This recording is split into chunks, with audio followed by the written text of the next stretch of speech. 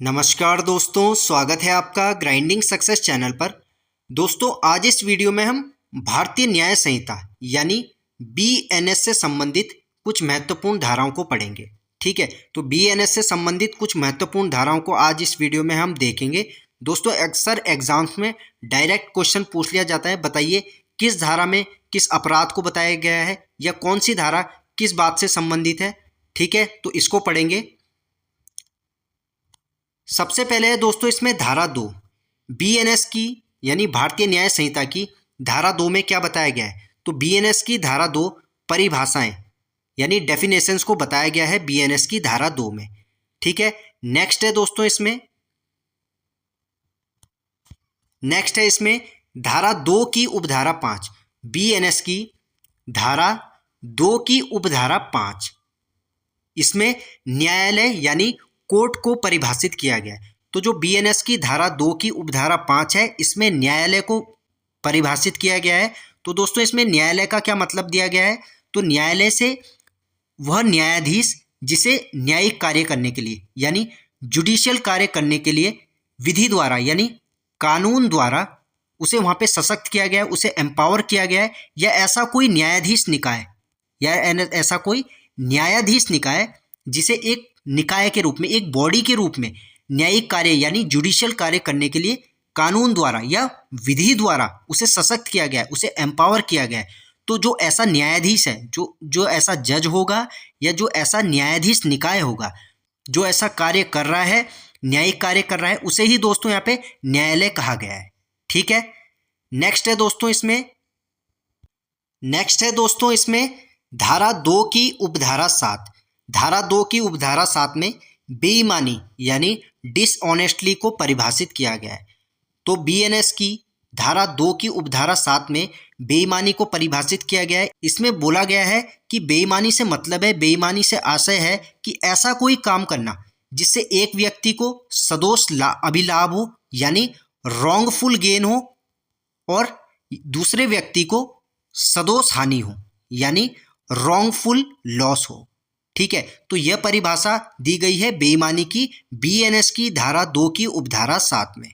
ठीक है, नेक्स्ट है दोस्तों इसमें धारा 2 की उपधारा 8 धारा 2 की उपधारा 8 में दस्तावेज यानी डॉक्यूमेंट को परिभाषित किया गया है। ठीक है, डॉक्यूमेंट का दोस्तों इसमें क्या परिभाषा दी गई है। मतलब डॉक्यूमेंट का मतलब है ऐसा कोई भी पदार्थ जिसपे अक्षरों, अंकों या चिन्हों के या उनके साधनों द्वारा किसी चीज को वर्णित किया गया है, किसी चीज को अभिव्यक्त किया गया है। और इसके अंदर दोस्तों इलेक्ट्रॉनिक और डिजिटल अभिलेख यानी इलेक्ट्रॉनिक और डिजिटल रिकॉर्ड्स भी आते हैं। ठीक है, अभिलेख को दोस्तों इंग्लिश में कहते हैं रिकॉर्ड।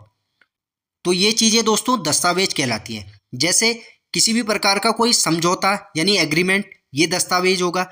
कोई भी मुख्तारनामा यानी पावर ऑफ अटॉर्नी, ये दस्तावेज है। कोई बिक्री विलेख है यानी सेल डीड है, ये दस्तावेज है। वसीयत हो गई, अदालती आदेश हो गया, कोर्ट ऑर्डर हो गया। तो दोस्तों ये सभी डॉक्यूमेंट हैं। ठीक है, जिसे धारा 2 की उपधारा 8 में दस्तावेज को बताया गया है, इसको परिभाषित किया गया है।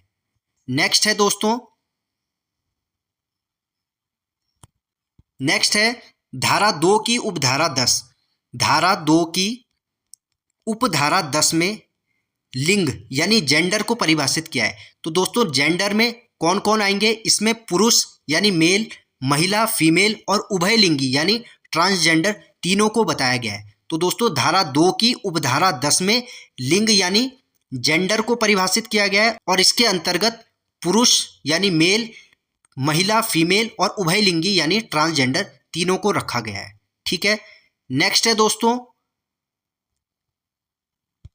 दोस्तों धारा 2 की उपधारा 12 धारा 2 की उपधारा 12 में सरकार यानी गवर्नमेंट को परिभाषित किया गया है। जो बीएनएस की धारा 2 की उपधारा 12 है, यह सरकार यानी गवर्नमेंट को परिभाषित करती है। तो दोस्तों गवर्नमेंट के अंदर कौन कौन आ सकता है, इसमें केंद्रीय सरकार या किसी भी राज्य की सरकार या किसी भी राज्य की सरकार। ठीक है, तो सरकार को बीएनएस की धारा 2 की उपधारा 12 में परिभाषित किया गया है। ठीक है, नेक्स्ट है दोस्तों इसमें धारा 2 की उपधारा 14 यह क्षति को परिभाषित करती है, यानी इंजरी को परिभाषित करती है। तो बीएनएस की धारा 2 की उपधारा 14 में क्षति को यानी इंजरी को परिभाषित किया गया है। बीएनएस में दोस्तों क्षति को परिभाषित किया गया है कि क्षति से मतलब है ऐसी कोई अपहानि जो किसी व्यक्ति के शरीर को, उसके मन को, उसकी ख्याति मतलब दोस्तों उसकी रेप्यूटेशन को या उसकी संपत्ति को अवैध रूप से नुकसान पहुंचाती है। ठीक है, अवैध रूप से कारित की गई किसी भी व्यक्ति के मन को, उसके शरीर को, उसकी ख्याति को, उसकी संपत्ति को जो अपहानि है, इसे ही क्षति कहा गया है। ठीक है, और इसे बीएनएस की धारा 2 की उपधारा 14 में परिभाषित किया गया है। ठीक है, नेक्स्ट है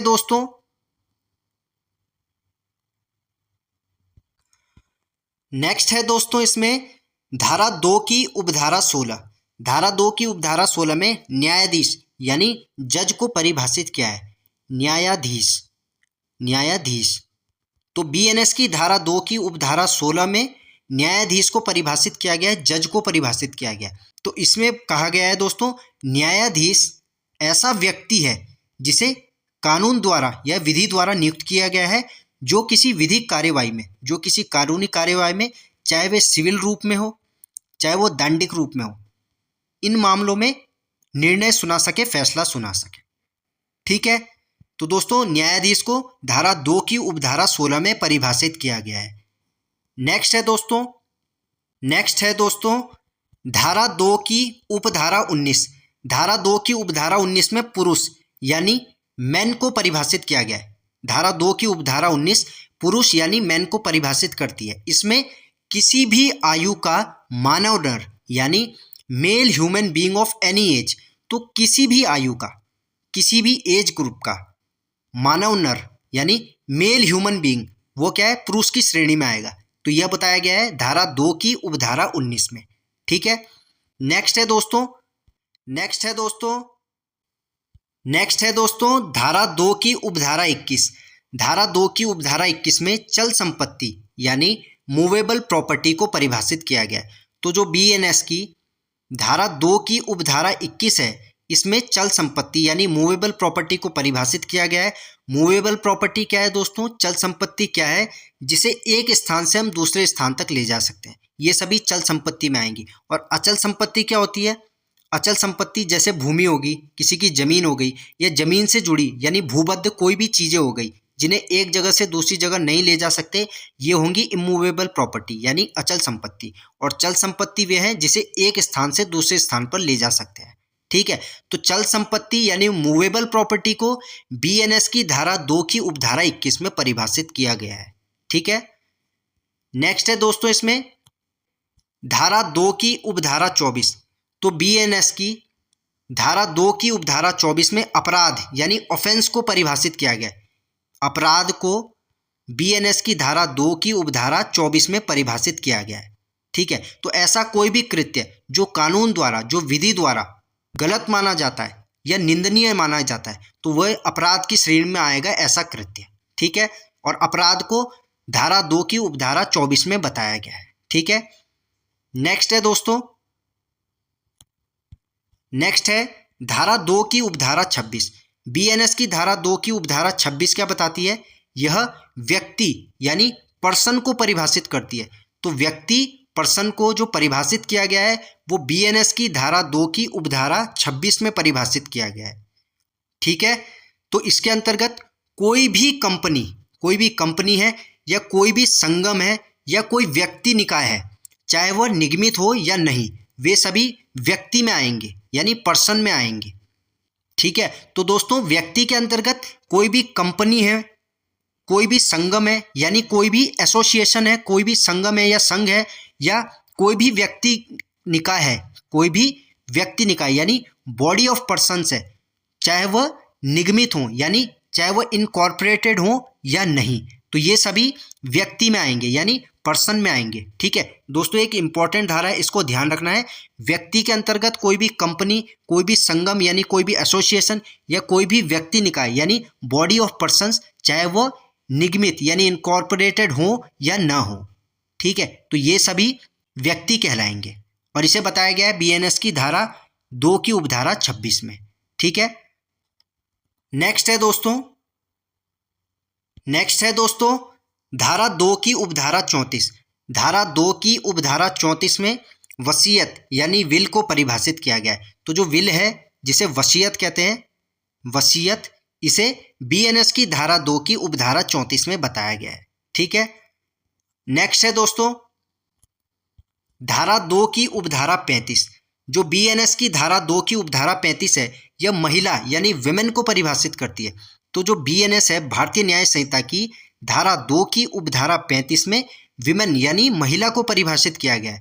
इसमें किसी भी आयु की मानव नारी को महिला कहा गया है, यानी female human being of any age. तो किसी भी एज ग्रुप की, एनी एज, किसी भी एज की मानव नारी महिला के अंतर्गत आएगी। ठीक है, female human being of any as.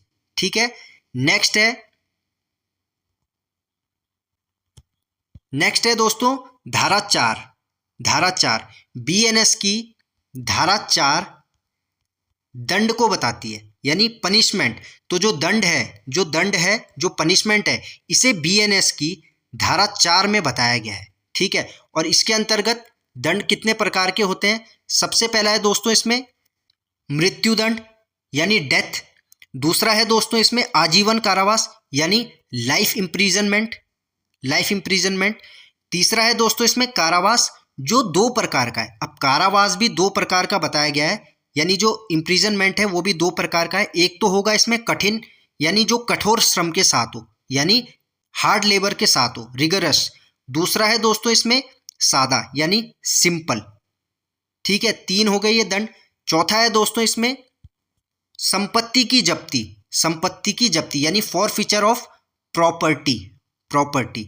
पांचवा है दोस्तों इसमें जुर्माना यानी फाइन। और छठवां है दोस्तों इसमें सामुदायिक सेवा यानी कम्युनिटी सर्विस।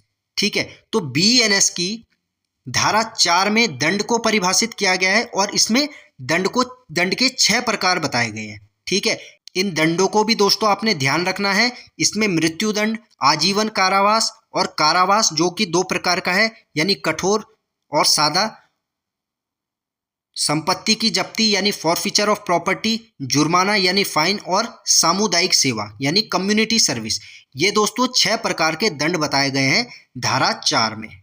ठीक है, नेक्स्ट है धारा 5। बीएनएस की धारा 5 किस विषय में बात करती है? बीएनएस की धारा 5 दंडादेश के लघुकरण के संबंध में बात करती है। ठीक है, यानी कम्यूटेशन ऑफ सेंटेंस।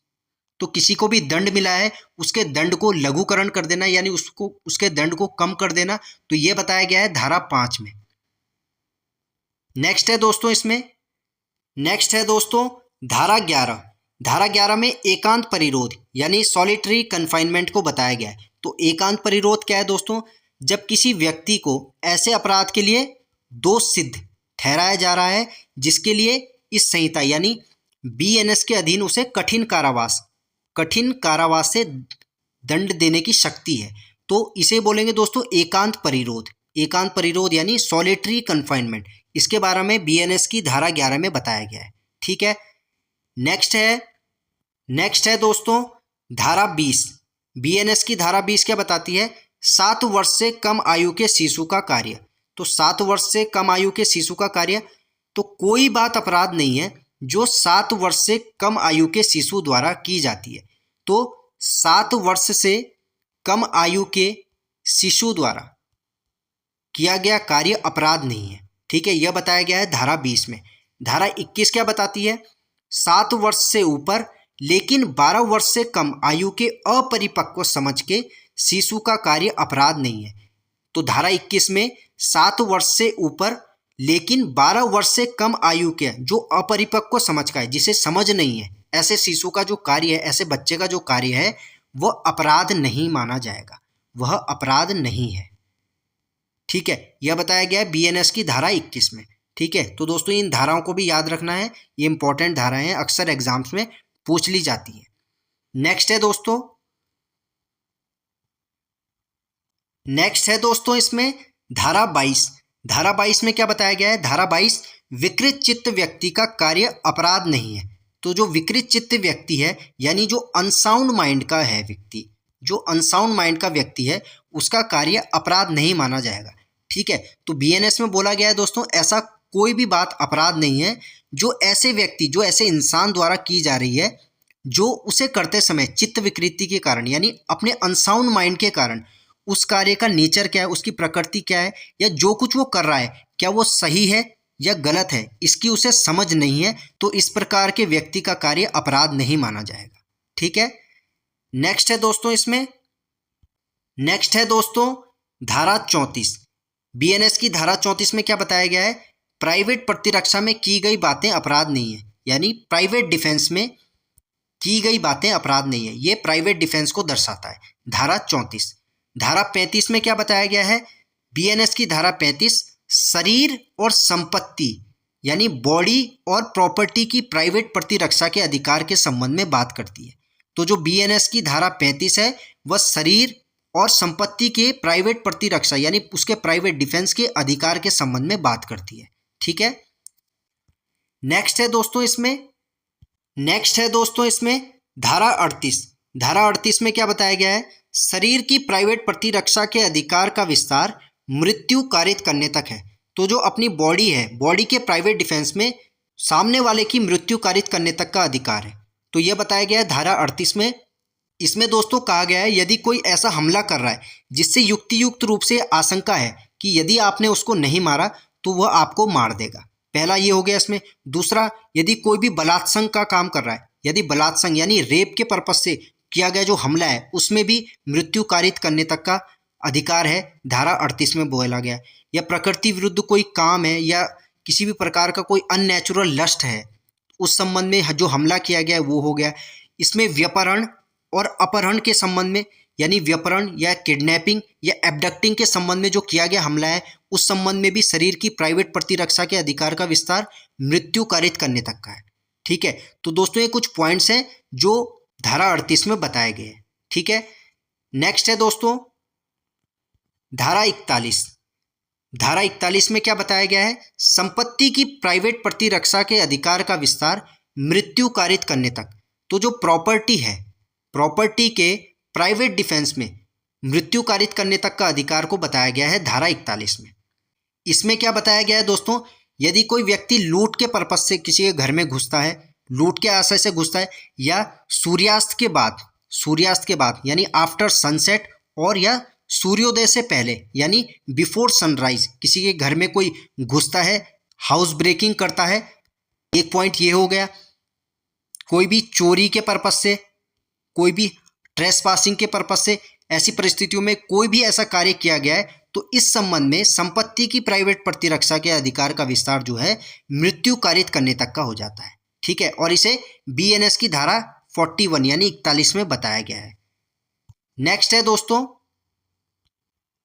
दोस्तों धारा 45। बीएनएस की धारा 45 में क्या बताया गया है? किसी बात का दुष्प्रेरण यानी अबेटमेंट ऑफ अ थिंग। तो दुष्प्रेरण को धारा 45 में बताया गया है। इसमें क्या बोला गया है? दुष्प्रेरण क्या है? जब कोई व्यक्ति किसी व्यक्ति को ऐसे उत्प्रेरित करता है या उसे भड़काता है ऐसा काम करने के लिए जो अवैध है, तो यह दुष्प्रेरण की श्रेणी में आएगा यानी अबेटमेंट ऑफ अ थिंग।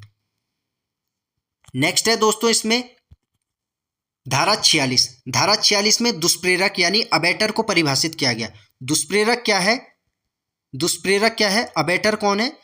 जैसे जो किसी व्यक्ति को गलत काम करने के लिए भड़का रहा है या उत्प्रेरित कर रहा है, जो ऐसा काम जो अवैध है, तो जो भड़काने वाला व्यक्ति है, जो गलत उत्प्रेरित करने वाला व्यक्ति है, उसे ही दोस्तों दुष्प्रेरक कहेंगे। दुष्प्रेरक यानी अबेटर। ठीक है, नेक्स्ट है दोस्तों धारा 61।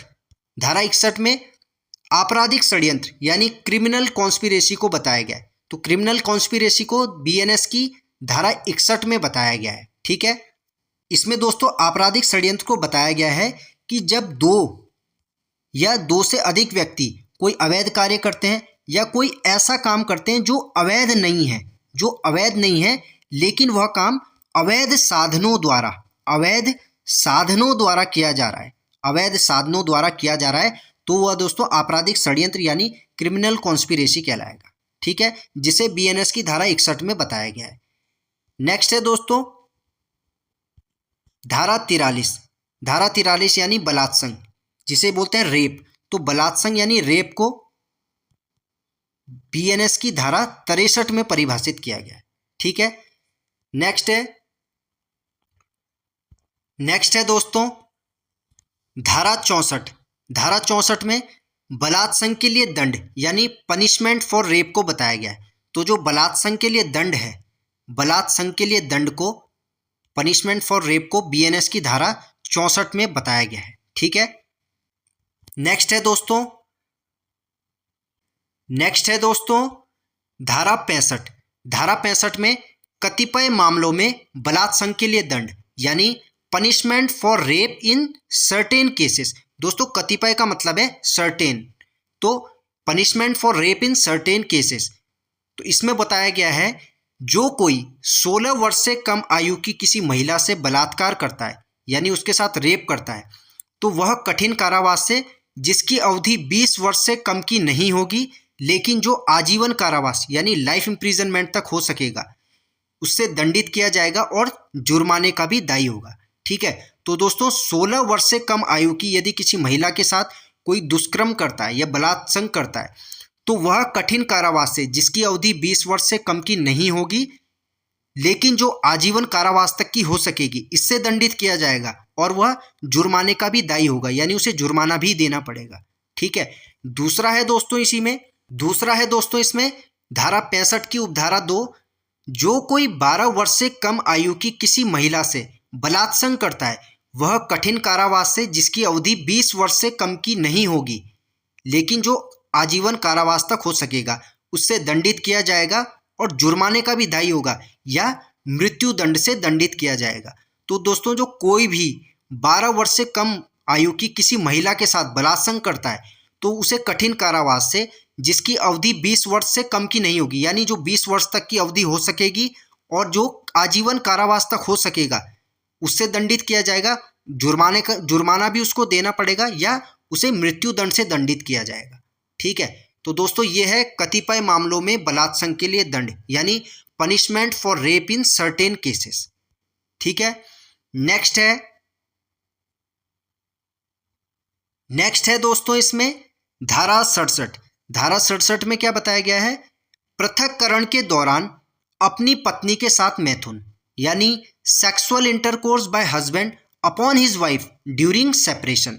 तो इसमें बोला गया है जो कोई अपनी पत्नी के साथ उसकी सम्मति के बिना, उसकी कंसेंट के बिना मैथुन करेगा यानी इंटरकोर्स करेगा, जो कि पृथक्करण की किसी डिक्री के अधीन हो, यानी सेपरेशन के किसी डिक्री के अधीन हो और जो उससे अलग रह रही है, जो अपने पति से अलग रह रही है, तो इस संबंध में वह व्यक्ति दोनों में से किसी भांति के कारावास से, जिसकी अवधि 2 वर्ष से कम की नहीं होगी लेकिन जो 7 वर्ष तक की हो सकेगी, इससे दंडित किया जाएगा और जुर्माने का भी दायी होगा।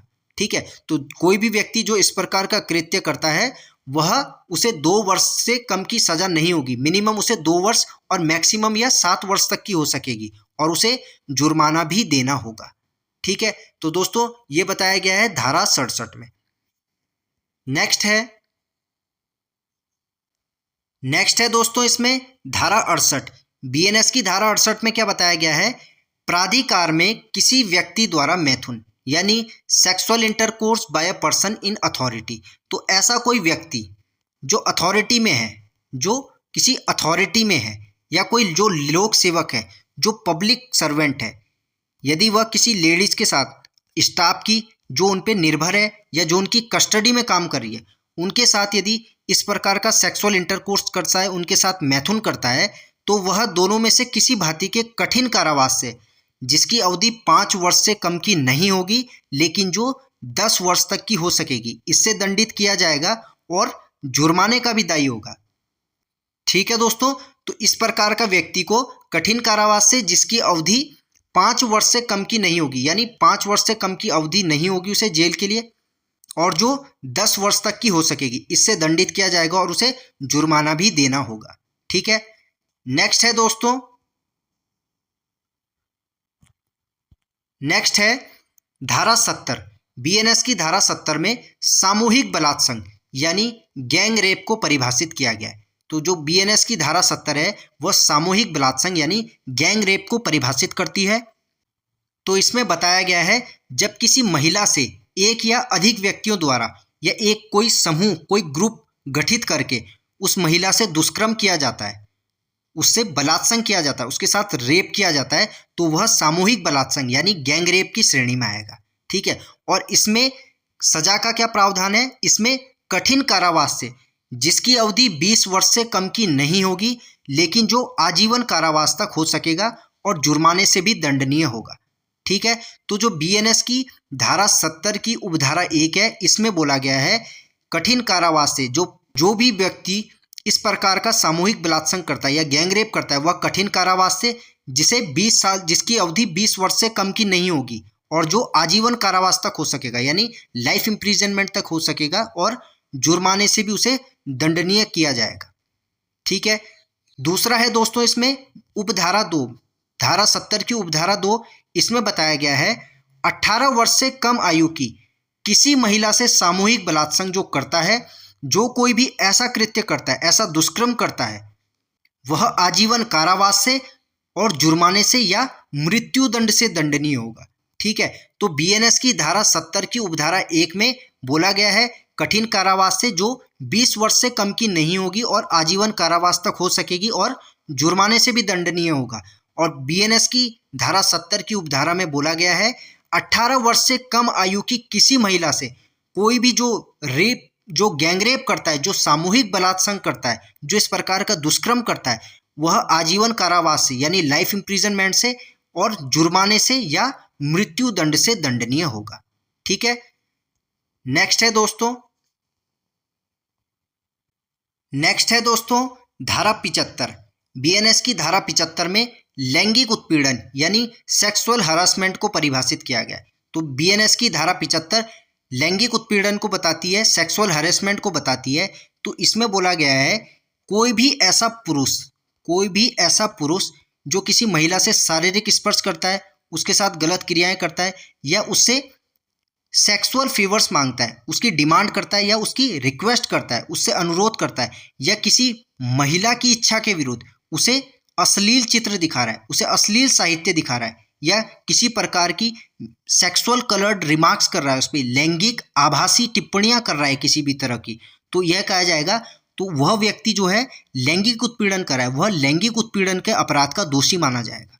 ठीक है, इसमें दोस्तों धारा 75 की उपधारा 2 में बताया गया है जो कोई पुरुष ऐसा करता है वह कठिन कारावास से जिसकी अवधि 3 वर्ष तक की हो सकेगी या जुर्माने से या दोनों से दंडित किया जाएगा। ठीक है, तो जो कोई भी पुरुष लैंगिक उत्पीड़न करता है यानी सेक्सुअल हरासमेंट करता है, वह कठिन कारावास से जिसकी अवधि 3 वर्ष तक की हो सकेगी या जुर्माने से या दोनों से दंडित किया जाएगा। ठीक है, धारा 75 की उपधारा 3 में बताया गया है जो कोई पुरुष लैंगिक आभासी टिप्पणियां करता है यानी मेकिंग सेक्सुअली कलर्ड रिमार्क्स यानी लैंगिक आभासी टिप्पणियां कर रहा है, ऐसे रिमार्क्स दे रहा है, तो वह दोनों में से किसी भांति के कारावास से जिसकी अवधि 1 वर्ष तक की हो सकेगी या जुर्माने से या दोनों से दंडित किया जाएगा। ठीक है, तो दोस्तों ये है सेक्सुअल हैरेसमेंट जिसे धारा 75 में बताया गया है और उपधारा 2 और उपधारा 3 में इसके लिए दंड का प्रावधान किया गया है। ठीक है, नेक्स्ट है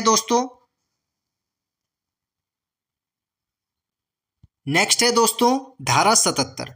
बीएनएस की धारा 77 में दृश्य रतिकता यानी वोयरिज्म को बताया गया है। तो वोयरिज्म क्या है?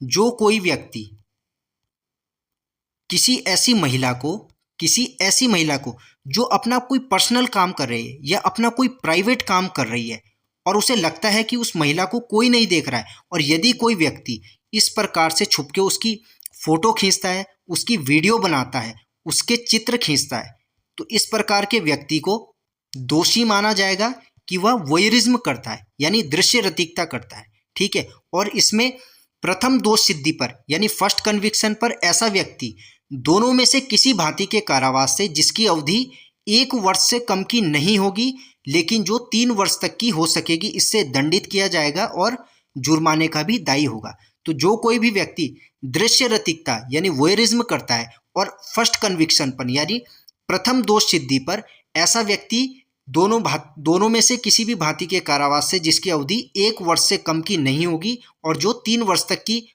हो सकेगी, यानी मिनिमम 1 और मैक्सिमम 3 वर्ष तक की उसे जेल हो सकती है और जुर्माने का भी दायी होगा। ठीक है, इसी में है दोस्तों दूसरा पार्ट इसका।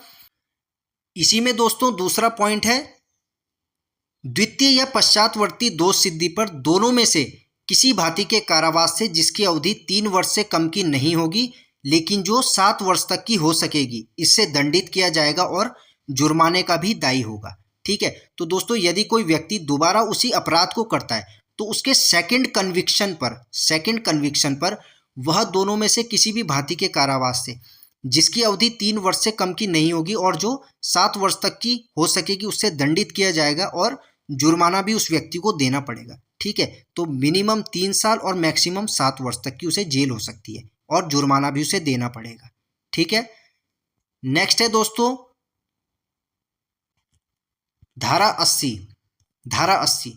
80 में दहेज मृत्यु यानी डाउरी डेथ को बताया गया है। तो दहेज मृत्यु को, डाउरी डेथ को धारा 80 में बताया गया है। इसकी उपधारा 2 में, धारा 80 की उपधारा 2 में सजा के लिए प्रावधान किया गया है दहेज मृत्यु के संबंध में। जो कोई दहेज मृत्यु कारित करेगा वह कारावास से जिसकी अवधि 7 वर्ष से कम की नहीं होगी लेकिन जो आजीवन कारावास तक की हो सकेगी, इससे दंडित किया जाएगा। तो कोई भी जो डाउरी डेथ करता है, जो दहेज मृत्यु कारित करता है, उसे कारावास से जिसकी अवधि 7 वर्ष, मिनिमम 7 वर्ष और मैक्सिमम लाइफ इम्प्रिजनमेंट तक उसे जेल हो सकती है, इससे दंडित किया जाएगा। ठीक है, नेक्स्ट है दोस्तों,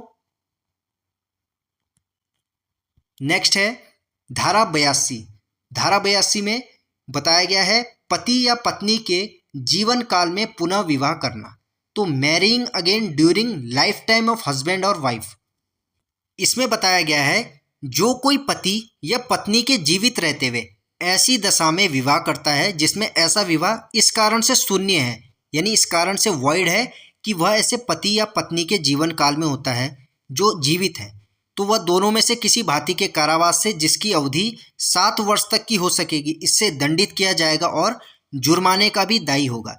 ठीक है, तो दोस्तों यदि कोई भी पति या कोई भी पत्नी अपने पति के रहते हुए या अपनी पत्नी के रहते हुए दूसरी शादी करता है तो उस शादी को वॉइड माना जाएगा, शून्य माना जाएगा, क्योंकि वो पति जिंदा है, वो पत्नी जिंदा है। ठीक है, जो भी इस तरह का कृत्य करता है वह अपराध की श्रेणी में आएगा और वह दोनों में से किसी भी भांति के कारावास से जिसकी अवधि 7 वर्ष तक की हो सकेगी उससे दंडित किया जाएगा और जुर्माने का भी दायी होगा, यानी उसे जुर्माना भी देना होगा। ठीक है, नेक्स्ट है दोस्तों, नेक्स्ट है धारा 85 में क्या बताया गया है? धारा 85 किसी भी महिला के पति या पति के नातेदार द्वारा उसके प्रति क्रूरता करना। तो किसी महिला के पति या पति के किसी नातेदार द्वारा उसके प्रति क्रूरता करना, इसको बताया गया है BNS की धारा 85 में, धारा 85 में। तो जो कोई किसी महिला का पति या पति का नातेदार होते हुए ऐसी महिला के प्रति क्रूरता करेगा तो वह कारावास से जिसकी अवधि 3 वर्ष तक की हो सकेगी, इससे दंडित किया जाएगा और जुर्माने का भी दायी होगा। ठीक है, तो दोस्तों यदि कोई भी किसी भी महिला का पति, किसी भी महिला का पति या उस पति का नातेदार होते हुए कोई उस महिला के प्रति क्रूरता करेगा तो वह कारावास से जिसकी अवधि 3 वर्ष तक की हो सकेगी, इससे दंडित किया जाएगा और जुर्माना भी उसको देना होगा। ठीक है, नेक्स्ट है दोस्तों इसमें धारा 88, BNS की धारा 88 में क्या बताया गया है? गर्भपात कारित करना, यानी कॉजिंग मिसकैरेज। तो इसमें बोला गया है जो कोई गर्भवती महिला का यानी प्रेग्नेंट वुमेन का स्वेच्छया गर्भपात कारित करता है, कॉजिंग मिसकैरेज करता है, तो इस प्रकार के व्यक्ति को किसी भी भांति के कारावास से जिसकी अवधि 3 वर्ष तक की हो सकेगी या जुर्माने से या दोनों से दंडित किया जाएगा। यदि महिला स्पंदन गर्भा हो, स्पंदन गर्भा का मतलब है दोस्तों कि यदि कोई महिला प्रेग्नेंट है और उसके पेट में जो बच्चा है उसमें जान है, उसमें अंग आ गए हैं, तो इसे कहेंगे स्पंदन गर्भा। तो यदि महिला स्पंदन गर्भा हो और वह दोनों में से किसी भांति के कारावास से जिसकी अवधि 7 वर्ष तक की हो सकेगी, इससे दंडित किया जाएगा और जुर्माने का भी दायी होगा। ठीक है, तो दोस्तों जो कोई किसी गर्भवती महिला का गर्भपात कारित करता है वह दोनों में से किसी भांति के कारावास से जिसकी अवधि 3 वर्ष तक की हो सकेगी या जुर्माने से या दोनों से दंडित किया जाएगा। और यदि महिला स्पंदन गर्भा हो, स्पंदन गर्भा का मतलब है दोस्तों यदि महिला के पेट में जो बच्चा है, जो शिशु है, उसमें यदि जान है, उसमें अंग आ गए हैं, यदि इस प्रकार का वो कॉजिंग मिसकैरेज करता है, गर्भपात कारित करता है, तो ऐसा व्यक्ति दोनों में से किसी भांति के कारावास से जिसकी अवधि 7 वर्ष तक की हो सकेगी, इससे दंडित किया जाएगा और जुर्माने का भी दायी होगा। ठीक है, नेक्स्ट है दोस्तों धारा 89। धारा 89 में क्या बताया गया है? महिला की सम्मति के बिना गर्भपात कारित करना। दोस्तों ये करेक्शन कर दीजिए, कारित करना है, कारित करना। तो महिला की सम्मति के बिना गर्भपात कारित करना यानी causing miscarriage without women's consent. तो महिला की सम्मति के बिना गर्भपात कारित करना, तो जो कोई महिला की सम्मति के बिना, उसकी कंसेंट के बिना, चाहे वह स्पंदन गर्भा हो या नहीं। स्पंदन गर्भा का मतलब दोस्तों जैसे मैंने आपको अभी बताया, यदि किसी प्रेग्नेंट महिला के पेट में जो बच्चा है, यदि उसमें जान आ गई है, उसमें अंगों की उत्पत्ति हो गई है, चाहे वह हो या नहीं हो, ऐसा अपराध यदि कोई कारित करता है उसकी महिला की सम्मति के बिना, तो ऐसे व्यक्ति को आजीवन कारावास से या दोनों में से किसी भांति के कारावास से जिसकी अवधि 10 वर्ष तक की हो सकेगी, इससे दंडित किया जाएगा और जुर्माना भी उसको देना पड़ेगा।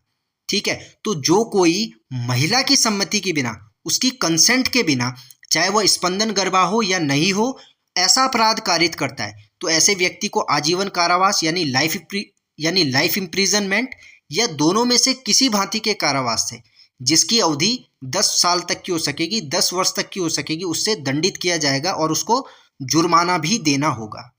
ठीक है, नेक्स्ट है दोस्तों धारा 96। बीएनएस की धारा 96, धारा 96 में क्या बताया गया है? शिशु का उपापन यानी प्रोक्योरेशन ऑफ चाइल्ड। तो इसमें बोला गया है जो कोई भी किसी चाइल्ड को किसी अन्य व्यक्ति से अनुचित संभोग करने के लिए उसे विवश करता है, उसे मजबूर करता है या उसे गलत रूप से उत्प्रेरित करता है, तो ऐसे व्यक्ति को कारावास से जिसकी अवधि 10 वर्ष तक की हो सकेगी, इससे दंडित किया जाएगा और जुर्माने के लिए भी वह दायी होगा।